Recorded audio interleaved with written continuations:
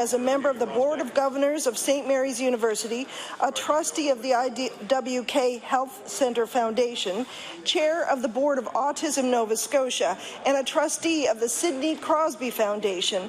And whereas Scott Norton has been awarded the St. Mary's University Alumni Association Distinguished Community Service Award, therefore be it resolved that the members of this House of Assembly congratulate Scott Norton for his contribution to the field of commercial and insurance law and to his community. Mr. Speaker, I ask for waiver of notice and passage without debate.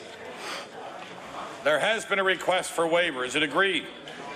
All those in favour say aye. All those against say nay. Motion is carried. Orders of the day, oral questions put by members to ministers. The time is now 4:09. We will finish at 5:09. And I will recognize the Honourable Leader of the Official Opposition. Thank you. Thank you, Mr. Speaker. Mr. Speaker, 6,400 fewer Nova Scotians are working full-time this year than last. And today we learned government is predicting unemployment, Mr. Speaker, to increase in the coming year. Mr. Speaker, they also predict that personal income tax revenues will increase by $145 million. Mr. Speaker, I know the NDP struggled with math by dealing with their $27 million they forgot to tell us about last year, Mr. Speaker, but I don't think any Nova Scotian are going to believe that math equation. So my question to the Premier, how can this Premier tell us with a straight face that he's going to collect more income tax with fewer and fewer Nova Scotians working? The Honourable the Premier. Mr. Speaker, I think the question really speaks for itself. It's representative of the fact that the Leader of the Opposition doesn't understand labour force statistics and wants to kind of deliberately mislead Nova Scotians. The fact of the matter is more Nova Scotians will be working. Even if unemployment should increase, more Nova Scotians will be working. They will be working at higher levels of income, Mr. Speaker, which means that the level of income will grow and therefore personal income tax will grow. The Honourable Leader of the Official Opposition on his first supplementary. Mr. Speaker, I think we heard that from the Premier last year, and you know where that got us, Mr. Speaker. Mr. Speaker, there's one thing we know for sure, Mr. Speaker, is this government has failed miserably at growing the... Mr. Speaker, one thing we know for certain, Mr. Speaker, this government has failed miserably at growing the economy. And they can't dispute it, Mr. Speaker, even though government will try. Yet this government's rosy revenue projections say that they will collect $75 million more in HST, Mr. Speaker, in that same year as this government is predicting fewer Nova Scotians will be working. So my question, how can the Premier tell us with a straight face that he's going to collect $75 million more in HST with fewer people working in rural Nova Scotia bleeding jobs? Honourable the Premier. Well, Mr. Speaker, as I pointed out, more people, in fact, will be working this year. But these are not our revenue projections, Mr. Speaker. They were tested by the Conference Board of Canada, by APEC, by independent academic economists in our universities, and further to that, Mr. Speaker, by the Auditor General, who agrees with these revenue projections. The Honourable Leader of the Official Opposition on his final supplementary. Speaker, I think the Premier ought to read what the Auditor General said when it came to his revenue projections. Mr. Speaker, he did not give an unqualified endorsement of the revenue projections, Mr. Speaker. He said he couldn't say, Mr. Speaker. Mr. Speaker, he should read the document, Mr. Speaker. Mr. Speaker, this is the government. Mr. Speaker, this is a government. Mr. Speaker, this is a government that has created...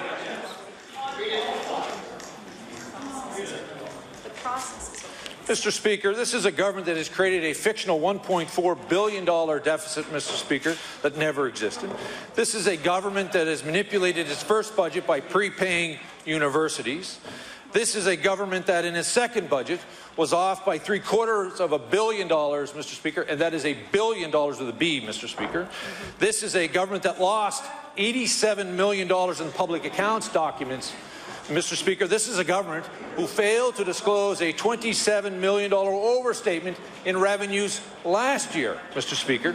Mr. Speaker, given this government's track record with fiction and failure, how can Nova Scotians trust the government now? Honourable the Premier. You know, Mr. Speaker, it is always amazing. I think that, bitterness and sour grapes is not a very appealing quality, even for the Leader of the Opposition. And I've noticed that his idea of truth has many, many iterations, and so we never know which one. We never know which one we're going to get, Mr. Speaker. But what I do know is this. What I know is that many Nova Scotians, from one part of the province to from the southern part of the province right through the north, made sacrifices in order to ensure that this province got back to balance.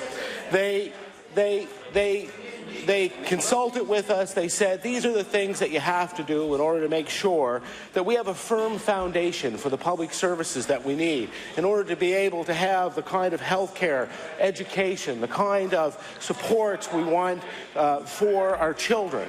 And it was those people, Mr. Speaker, over the past 4 years who made the sacrifices that got us back to balance, and we're proud of them, and I know they're proud of this. The Honourable Leader of the Progressive Conservative Party. Thank you, Mr. Speaker. Mr. Speaker, despite what the government claims, of all those people they claim to have consulted on this budget, 6,700 of them lost their full-time job in the last 12 months.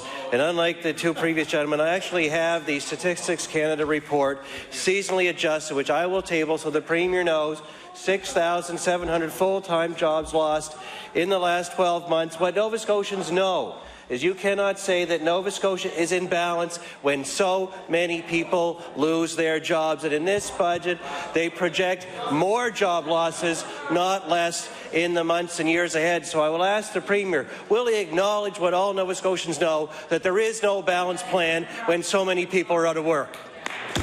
Honourable the Premier. Mr. Speaker, the Leader of the Conservative Party now invents a new test. He wants a new test every time the old ones don't work, right? Mr. Speaker, this is a person who stood in front of a sign at his convention that said, "Stop more jobs," Mr. Speaker. The reality is that more people will work this year in this province. They are going to work at higher rates of pay. Now, we're working hard by making good investments in things like the shipyards contract to bring 11,500 more jobs to their province, the projects, an investment that's going to bring 440 more Order, jobs. Please. Order. Sergeant of Arms, would you remove the BlackBerry from the member from Yarmouth, please?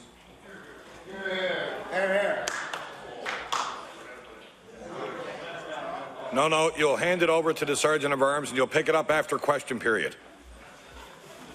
I warned the members of this Assembly for over a year now. The Honourable Premier, finish your answer. Thank you.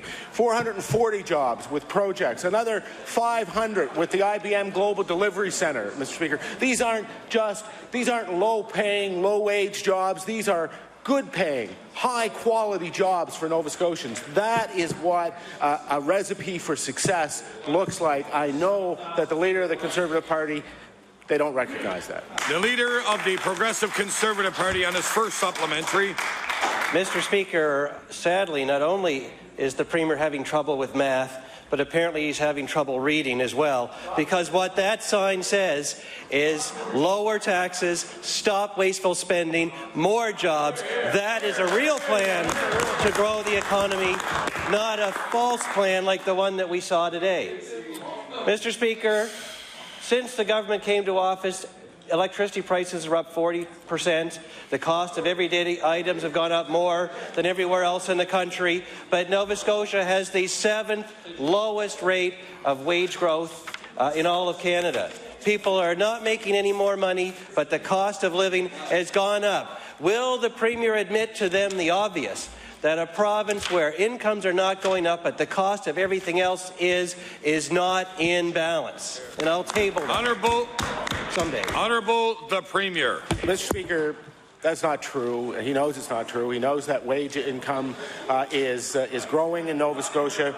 He knows that the quality of jobs that are coming here are growing. What you are getting is you're getting job losses on the lower end, but what you're seeing is new high quality jobs, which means that people are making a better wage. They are better able to afford the kind of life that I think especially young families in this province would want.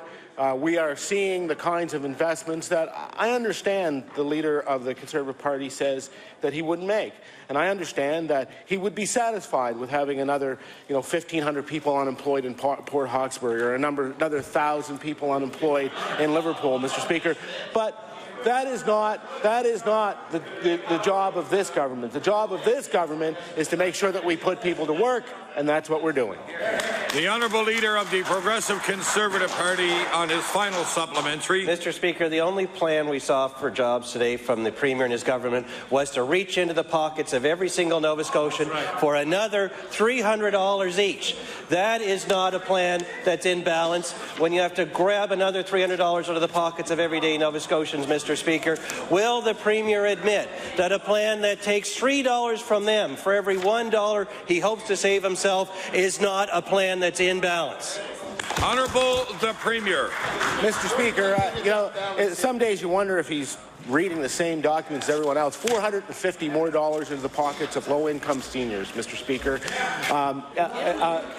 Do you know, Mr. Speaker, that now in Nova Scotia, everyone who receives the affordability tax credit now has more money in their pocket than they did before 2009, Mr. Speaker. This has been a government that has ensured that those people who can least afford it have more money in their pockets, are able to live a life with a little more dignity than they did under past governments. The Honourable Leader of the Official Opposition. Oh, thank you. Mr. Speaker, in 2009 Deloitte report, this government was warned not to continue the practice of prepaying sums to universities, Mr. Speaker. Well, this government didn't listen, Mr. Speaker, and has prepaid to universities not only once, Mr. Speaker, but twice. So my question to the Premier, why does the Premier think it is okay to prepay universities? Honourable the Premier. Mr. Speaker, in fact, the practice of prepaying was one that was really an invention of the former government, and in fact we have reduced the amount of prepays considerably, and we've got down to the point, Mr. Speaker, we've got down to the point where only now 2 universities require prepays, and if they were not prepaid, they would not be able to meet their payroll obligations. So, Mr. Speaker, we're working with them. We intend to move them off of that, so that the further prepays are not necessary. They are for this year. We don't believe they will be for next year. But, Mr. Speaker, we're working with the universities to make sure that their needs are met. The Honourable Leader of the Official Opposition on his first supplementary. Speaker, when asked about the practice of prepaying universities of the previous Tory government, our now Premier called it, and I quote, a fudget budget. My, how things have changed, Mr. Speaker. The last time this Premier prepaid universities in his fiscal shell game, the Chronicle Herald called it, and I quote, deeply disappointing, and end of quote, and it hits at the NDP's credibility. So, Mr. Speaker, how does the Premier believe that his government's practice of prepaying universities is any different than the former Conservative government? Honourable the Premier. Mr. Speaker, the reality is that some of the universities do not have a period that is coextensive with the budget period. So they need revenue in advance in order to be able to meet their obligations. And in fact, they request of the government to receive this money.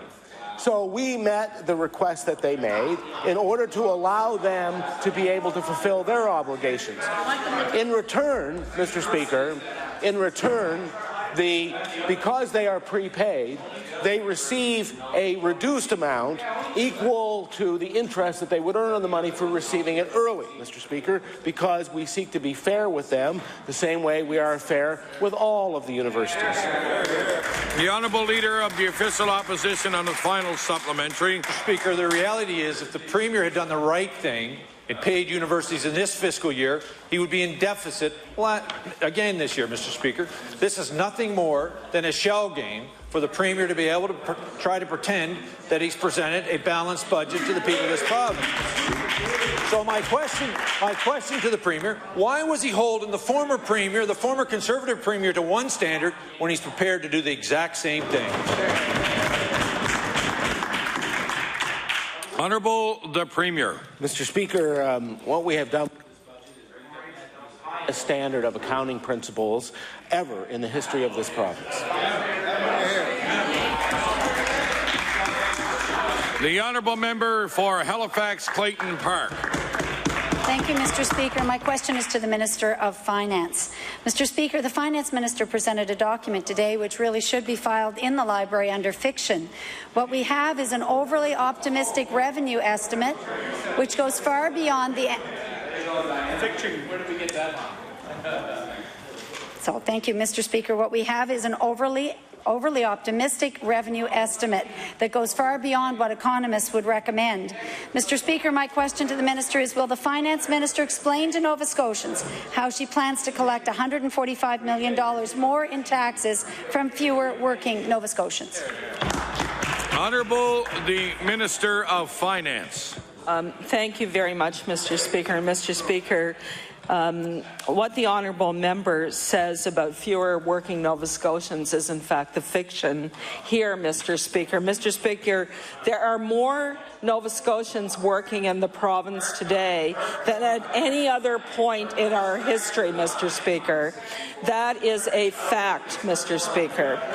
The other thing that is factual, Mr. Speaker, is that incomes, in fact, of Nova Scotians are increasing, including incomes of people who are retired, Mr. Speaker. So they may not necessarily be in the workforce, but they certainly have higher taxable incomes. Thank you, Mr. Speaker. The honourable member for Halifax Clayton Park on her first supplementary. Thank you, Mr. Speaker. I think the minister is really splitting hairs around the Stats Canada information. 6,400 fewer people have fewer full-time jobs in this province. 6,400. So that's an important thing. We're splitting hairs if we argue about that, Mr. Speaker. Nova Scotians aren't interested. They know who's got money in their pocket and who doesn't. Mr. Speaker, the revenue projections remain overly optimistic. To turn around to the extent that the minister has suggested. The provincial unemployment rate today stands at 9.3% and is estimated to continue in that range at 9.1 or 2. This hides serious challenges, too, that are outside of HRM. Mr. Speaker, Cape Breton, 17% unemployment. Annapolis Valley, 10.4. 12.2 in southern Nova Scotia and 12.5 along the North Shore. The Premier and members know that. Serious employment challenges are going to affect the budget outcome, and yet the Minister continues to say there'll be $145 million more in revenue. Mr. Speaker, my question is, how can the Minister truly believe that she will collect $145 million more in personal tax revenue next year? The Minister of Finance. Thank you very much, Mr. Speaker. Mr. Speaker, I was very pleased that the Department of Finance, in preparing the budget for this coming year, tested the economic assumptions with all of the major financial institutions in the country, their senior economists, the senior economists with the Conference Board of Canada, the economists here with the Atlantic Provinces Economic Council, as well as many in the academic community and our economics department.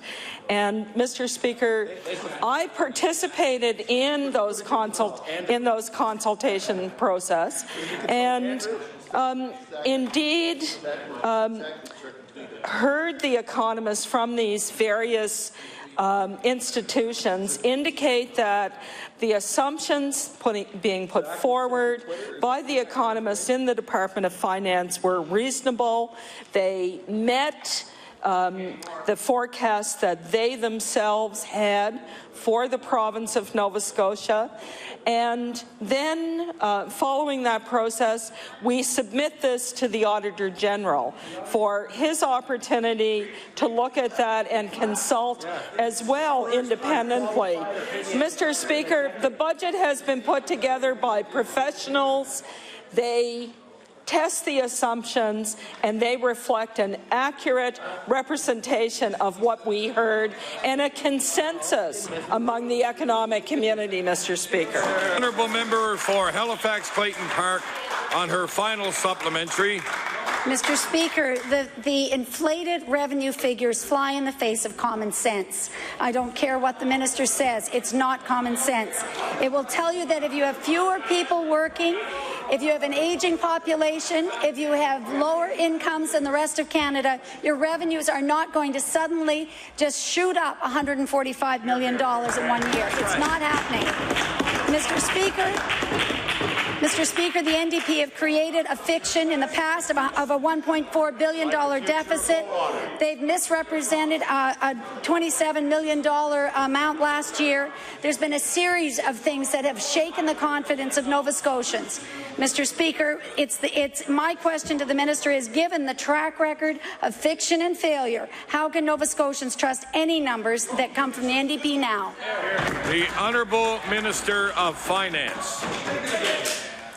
Thank you very much, Mr. Speaker. Well, Mr. Speaker, we were able to table the balanced budget today, Mr. Speaker, because when we came to government, we consulted with experts, we talked to Nova Scotians, we developed a multi-year plan, and we stuck to that plan.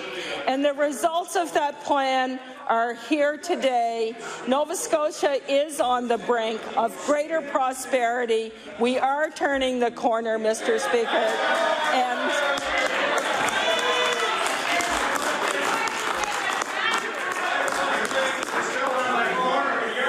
And I know, looking on the faces of the members of the official opposition, they have a very hard time accepting that prosperity is in front of Nova Scotians, Mr. Speaker.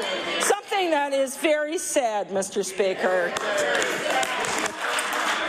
The Honourable Member for Argyll. Thank you very much, Mr. Speaker. My question is to the Minister of Economic Development and Tourism. The economy in Nova Scotia is out of balance. While the NDP pat themselves on the back, as we just saw them as they were turning the corner, the people of southwest Nova Scotia have nothing to celebrate from this budget. Over the last 4 years, they've lost a devastating 5,400 jobs and caused an exodus of 3,500 people, leaving families and businesses with fewer opportunities to grow. So my question to the minister, Mr. Speaker, it's clear that the government has no idea how to manage a modern economy. Will this government take responsibility that their actions have launched southwestern Nova Scotia into a devastating recession? The Honourable Minister of Economic and Rural Development and Tourism.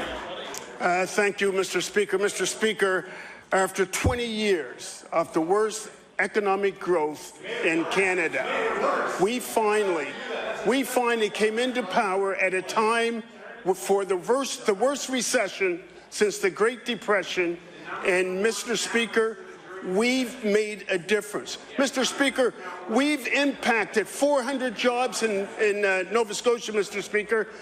10,000 Nova Scotians are better educated and better trained today than they were 4 years ago, Mr. Speaker.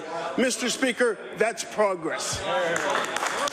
The Honourable Member for Argyll on his first supplementary. Thank you very much, Mr. Speaker. The government's short-sighted plan to cancel the Yarmouth Ferry has thrown the region off kilter. When the NDP abandoned this vital tourism link, they didn't balance the loss with support. There is no balance with this government. Will the minister admit that his policies have put the economy of southwest Nova Scotia out of balance and plunged the region into a homegrown NDP recession? The Honourable Minister of Economic and Rural Development and Tourism. Thank you, Mr. Speaker. Mr. Speaker, it's widely known the investments that this government in the last 4 years has made in the Southwest region. We've formed committees down there. We've invested in the World Junior Hockey Championships, Mr. Speaker. We invested not only once, Mr. Speaker, but twice. We've invested in the Rod Grant because we understand that some of those other things would not occur if the Rod Grant did not exist. We have and will continue to invest in Southwest Nova Scotia, Mr. Speaker, make good strategic investments for the good of southwest Nova Scotia, which indeed will benefit all Nova Scotia, Mr. Speaker.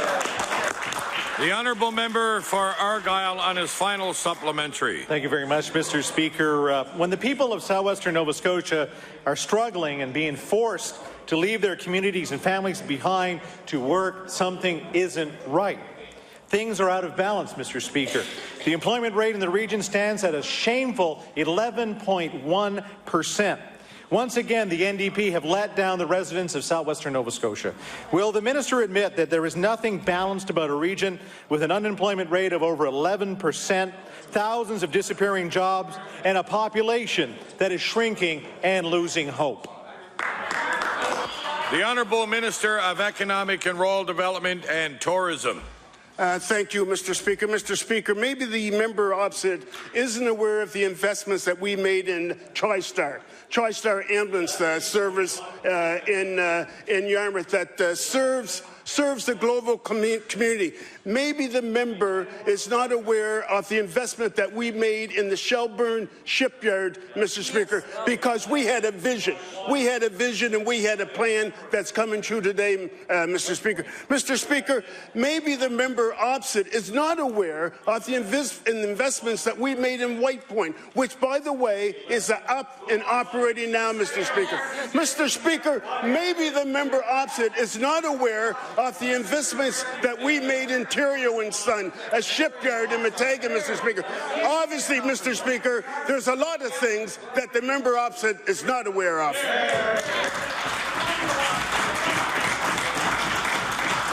The honourable member for Colchester North. Thank you, Mr. Speaker. Mr. Speaker, one more time, this Minister of Education has waded into an issue that has caused aggravation, anxiety, anger, and disappointment in public schools across the province. She's been very successful in dividing communities, disrespecting elected school board members, school board staff, teachers, parents, and other community leaders. Yesterday, in a letter to school boards,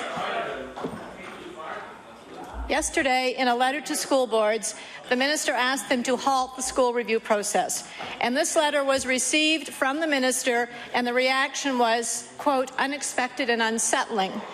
What is equally disturbing, Mr. Speaker, is that the minister is telling the public this is just a short-term delay.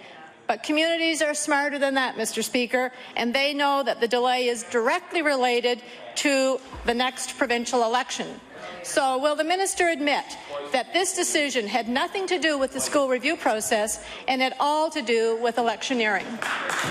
The Honourable Minister of Education. Thank you very much, Mr. Speaker. I've asked the school boards to suspend school reviews because it's all about community and our students. The process was adversarial. We want to move forward in providing a better way for our communities and our students. Thank you. The honourable member for Colchester North on her first supplementary. Thank you, Mr. Speaker, and I would suggest maybe the minister might want to get the reaction from those people. I think it might be a little different. Yesterday in question period, the minister talked about inheriting a flawed process, and I want to remind the minister that members of the public, that it was this NDP government in 2009 that held some public focus groups on the closure process. In 2010, the minister of the day amended the school review process, and the intent of that legislation was, and I will quote, to provide more input at crucial stages of the process. So my question to the minister is, what actions have taken place since the amendments of 2010 to, quote, provide more input at crucial stages? The Honourable Minister of Education. Thank you very much, Mr. Speaker. And the member opposite knows that we put a new review process in place. We worked with the existing process to provide more opportunity at 2 points in the process, and we clarified the dates so that the impact statements could be read, received. This process that we did amend went through 2 cycles. This cycle was extremely adversarial. Communities are telling me and our government, and I'm sure the member opposite, that it was not working. And this government listened. And because we listened, we want to move forward with our community to design a better process for our children and our communities. The honourable member for Colchester North on her final supplementary. Thank you again, Mr. Speaker. I think it might be important for the minister to talk to the board chairs, because their definition of what has happened as a result of the May 2010 amendment is absolutely nothing. So, Mr. Speaker, the amendment was passed in 2010. Despite that legislation, nothing was changed in the process, and now all of a sudden the minister decides that she should do something. Mr. Speaker, over the last 3 years, she stood idly by and watched communities suffer through the stresses, pitting one community against another. And now she expects them to be excited. This shows a total disrespect for the parents and others in those communities who, over those last 3 years, were working in the best interest of kids. So my question to the minister is this. Will the minister apologize to those communities for her lack of action over the last 3 years and for forcing them through a flawed process? The Honourable Minister of Education.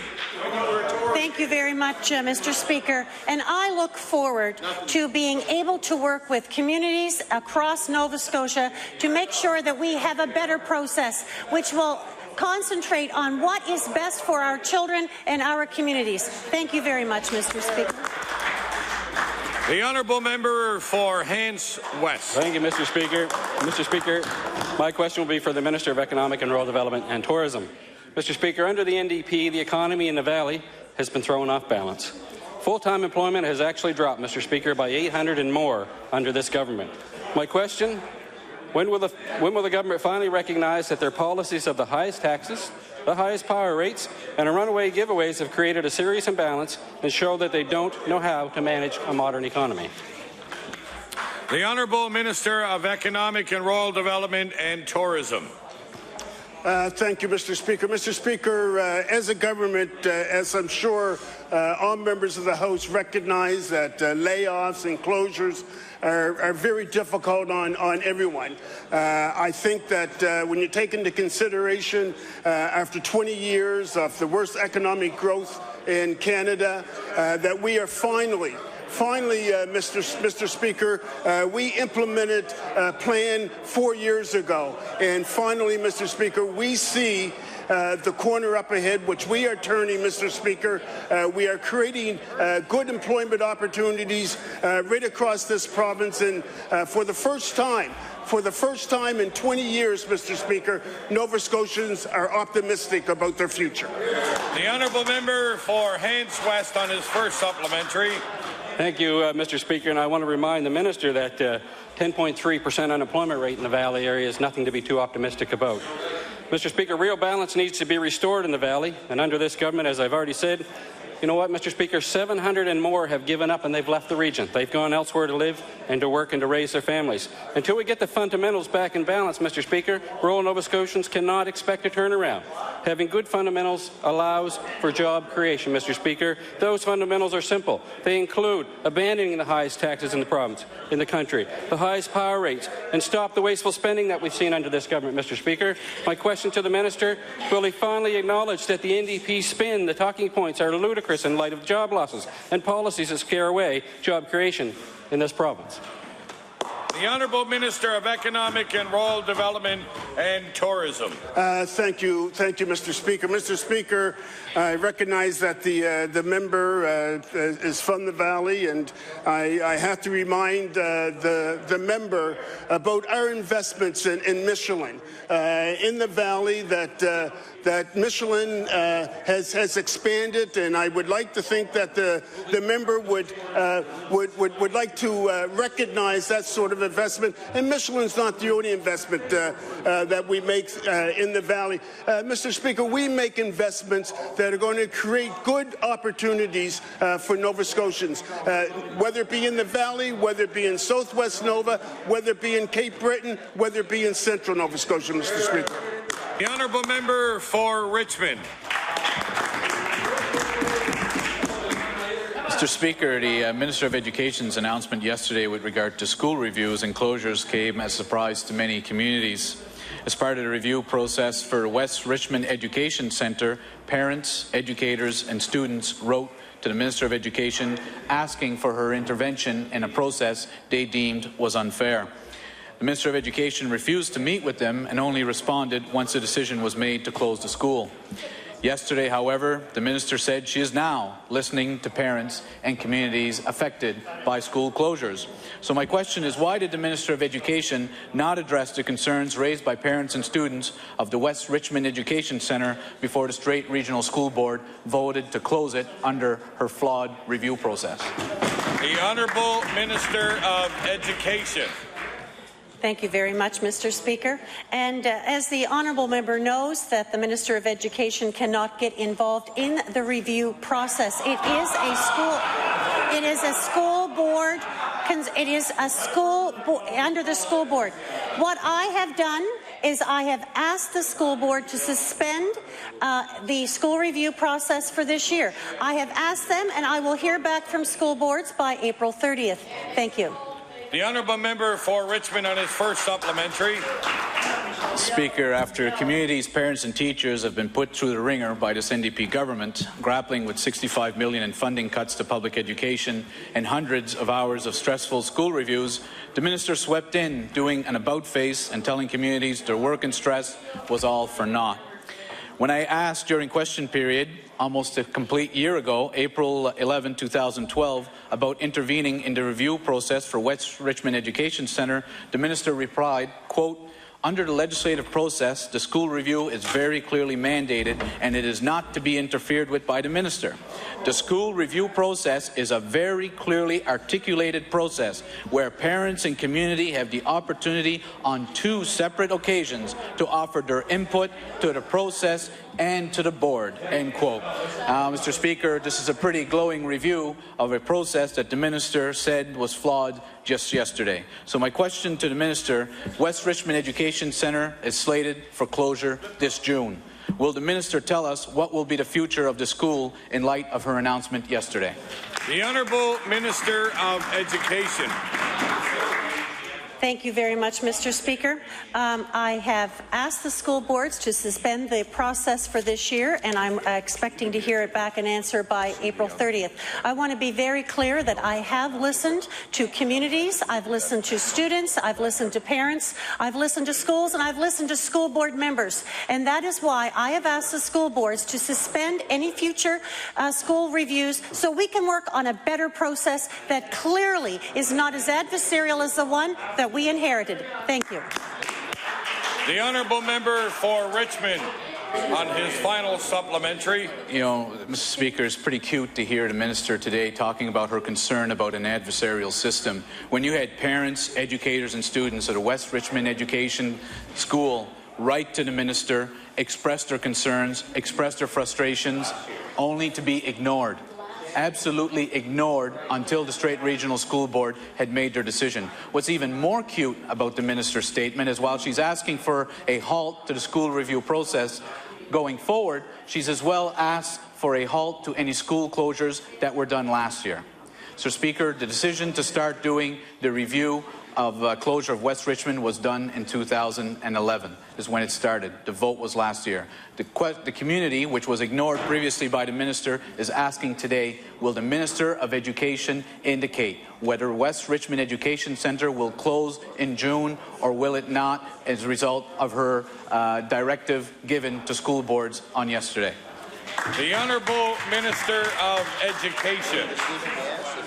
Thank you very much, Mr. Speaker, and that is still under the board's mandate, and I find it extremely disappointing to hear a member opposite that does not agree to move forward to find a better way for our communities and our students.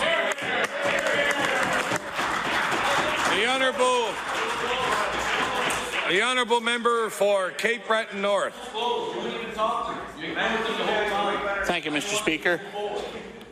Mr. Speaker, Cape Breton has been hit hard by a homegrown NDP recession. Unemployment rates have skyrocketed to 17.5%. There are more than 10,000 people out of work in Cape Breton. For every job that opens up, there are 16 unemployed. The Cape Breton economy is out of whack. My question to the Minister of ERDT is, what excuse does the Minister have for forcing Cape Breton's economy off kilter? The Minister of Economic and Rural Development and Tourism. Thank you, Mr. Speaker. Mr. Speaker, the member opposite knows the answer to that question. While we are creating jobs in Nova Scotia, his cousins in Ottawa are killing jobs. The Honourable Member for Cape Breton North on his first supplementary. Mr. Speaker, in Cape Breton, we've lost 1,000 full-time jobs and 1,600 part-time jobs in the last 4 years.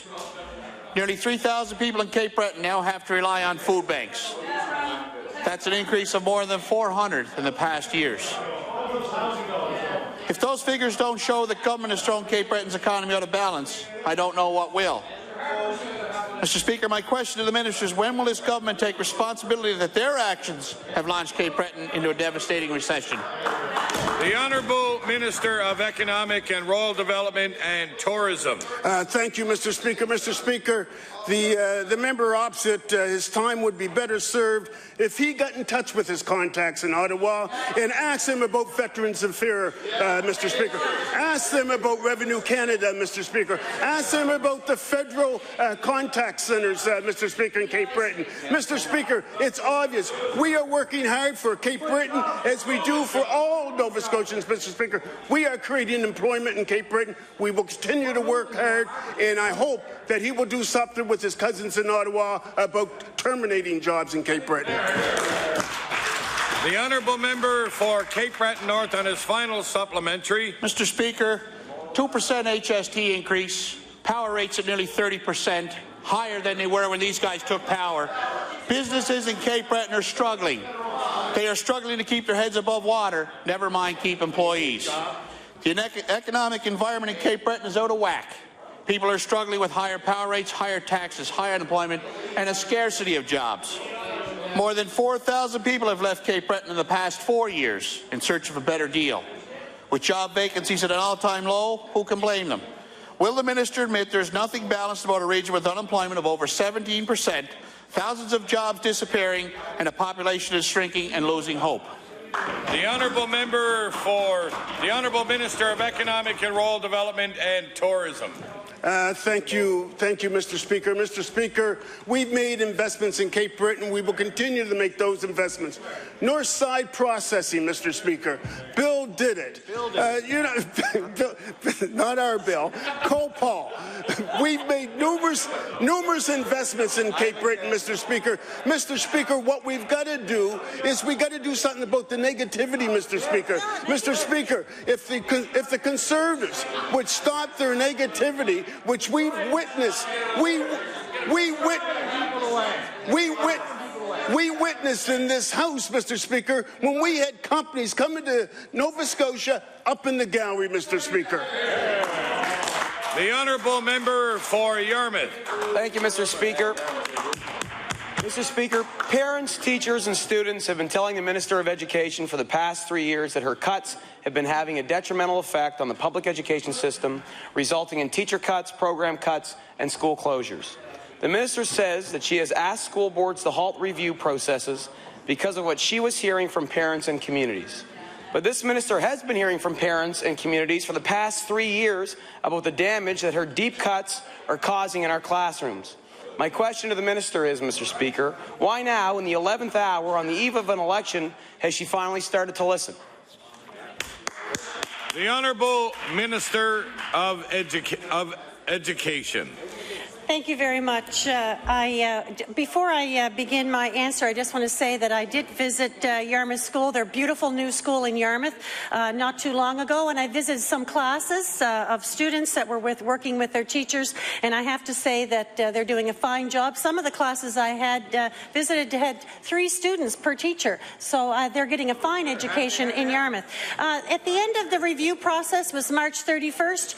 We let the process go through to that end before I asked the school boards to suspend. I must say that I'm looking forward to our coming year in education because we have the lowest student-teacher ratio under this budget that this province has ever seen. Thank you very much, Mr. Speaker.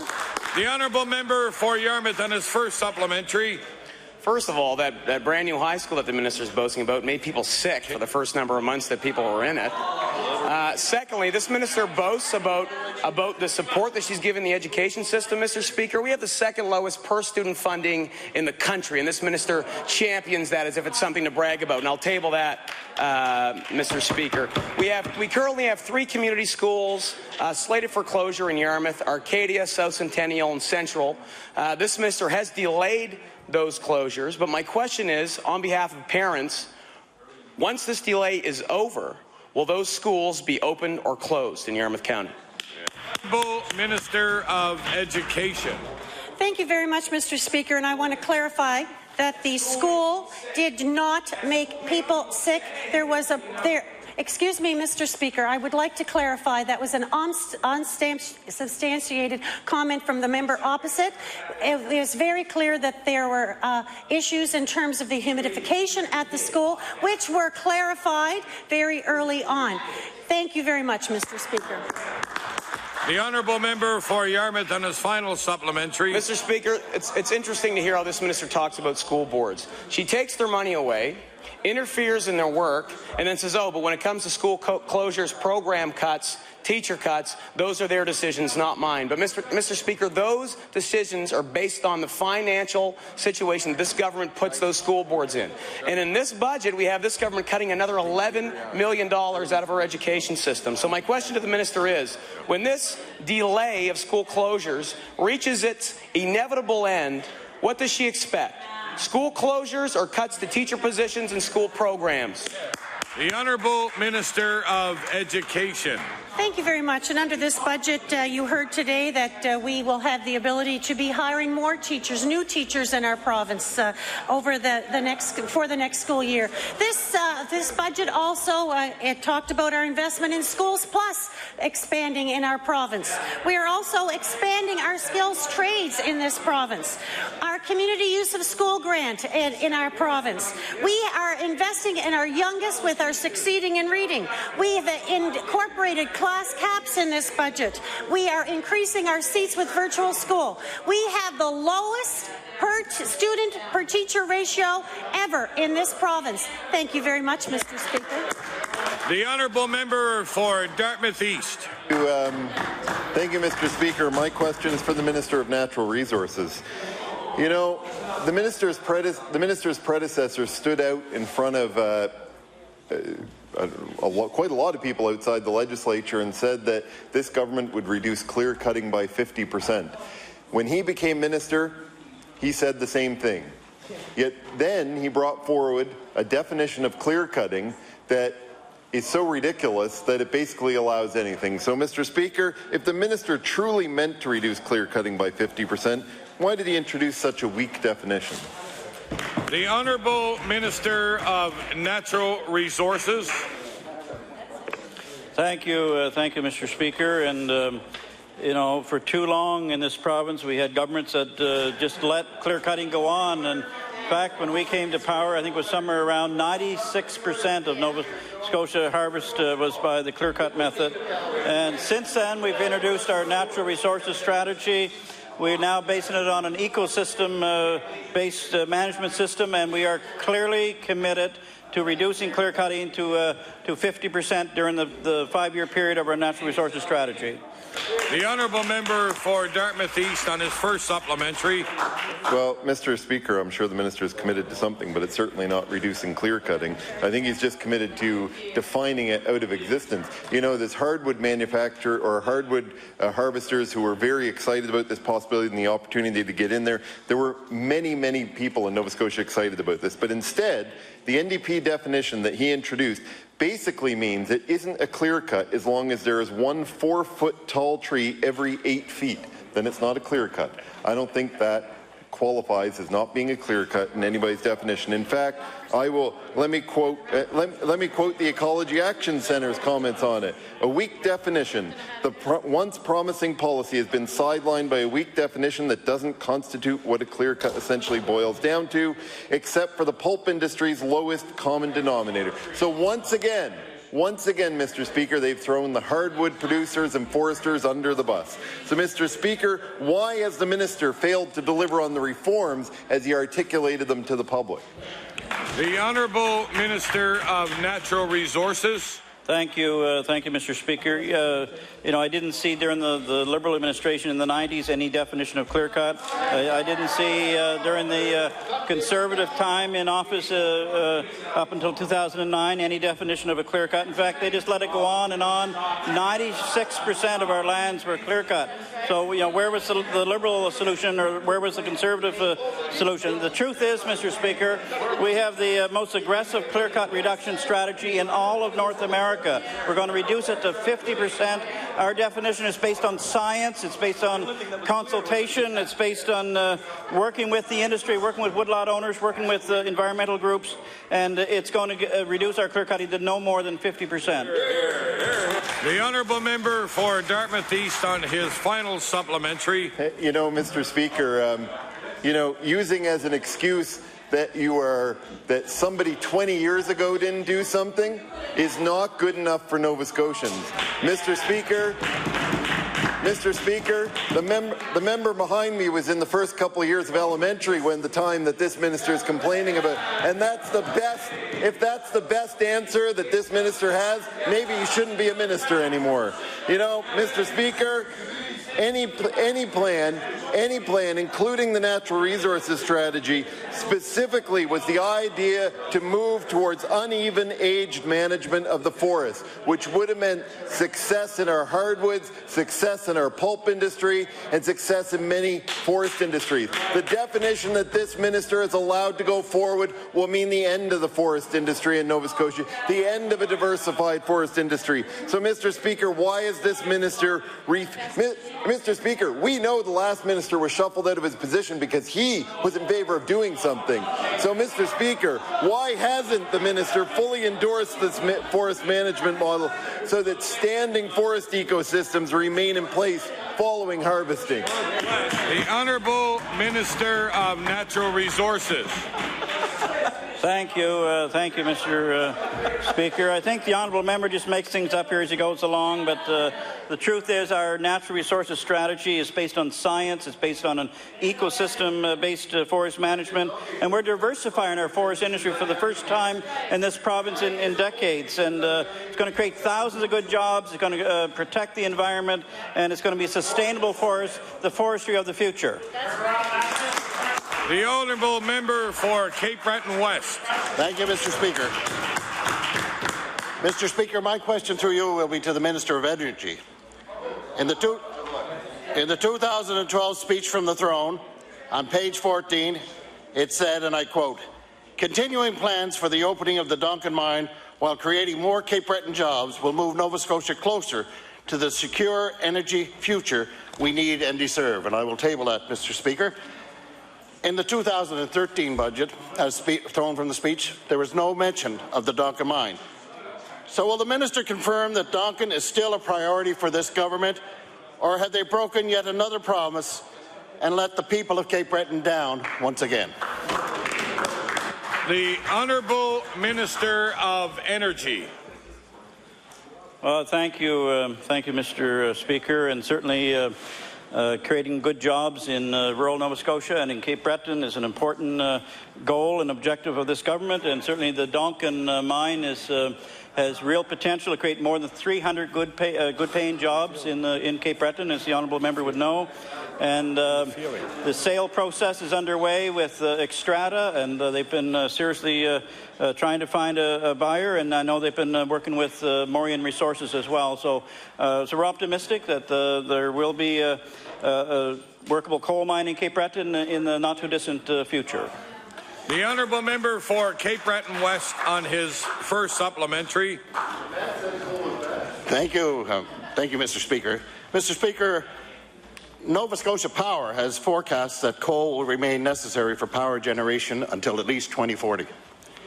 Nova Scotians are fed up with paying for more expensive foreign coal, as the minister is so fond of saying, being brought into the province of Nova Scotia to generate power.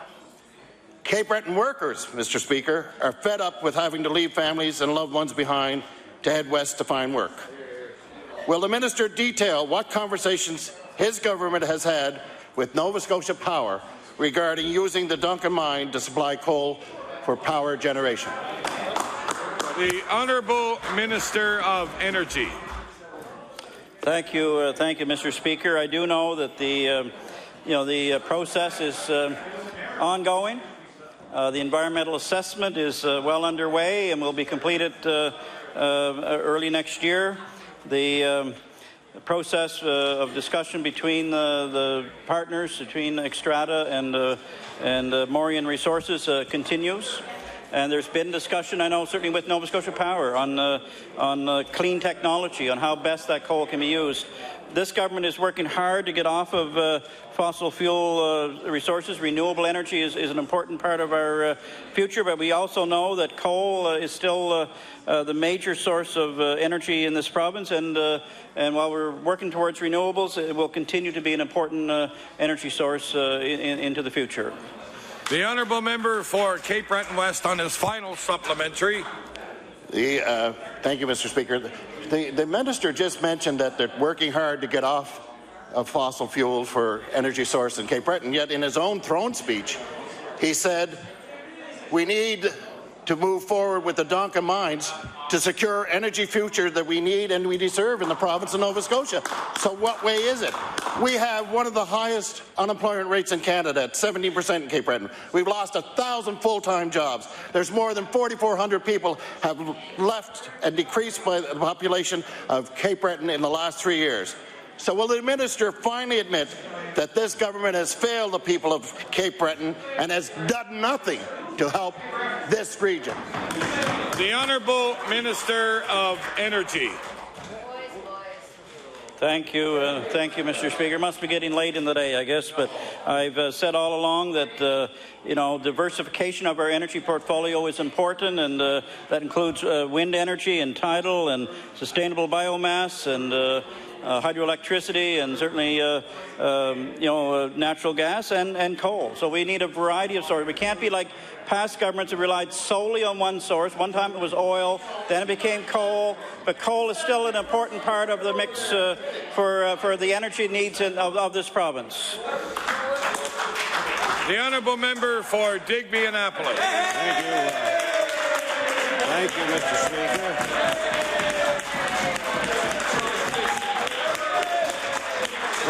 Thank you, Mr. Speaker. Mr. Speaker, for the last 10 years, I've been standing in this House for the last 10 years, every session, asking a question about the area of Digby Annapolis, and I can't not get a question into the Minister of Transport about this question, because I believe we're turning a corner here, we're saying. So I would like to see this corner turn for Digby Annapolis. Now I want to speak about the 101. That hasn't been finished. Like I said, I've brought it up every session for the past 10 years, and I can't miss this turn of doing it again. And it was brought up many, many years before that, before I come here. And I just want to know, I want to ask the minister, when can the people of this area expect this 101 to be finished between Weymouth and Digby and get the traffic off of those doorsteps of those homes? That's 101 highway traffic traveling on a #1 highway. The people want to know that. The Honourable Minister of Transportation, Infrastructure, Renewal. Thank you, Mr. Speaker, and I thank the honourable member for the question. I know that this is an important undertaking for his area and for that highway, and I know that it's being looked at in terms of our future plans. I can't give you an exact date. I can't give you an exact date on any particular highway. What we do is, through our 5-year plan, we look ahead and we assess what needs are to be met, and we've done that, and all I can suggest to the member is that he continue in the way he has been doing to press for the needs of his community, and I know that he has a strong voice and that his voice will be listened to in my department, so I encourage him to continue with that. We will do as much as we can for the people of that area as soon as we can. Thank you. The honourable member for Digby Annapolis on his first supplementary.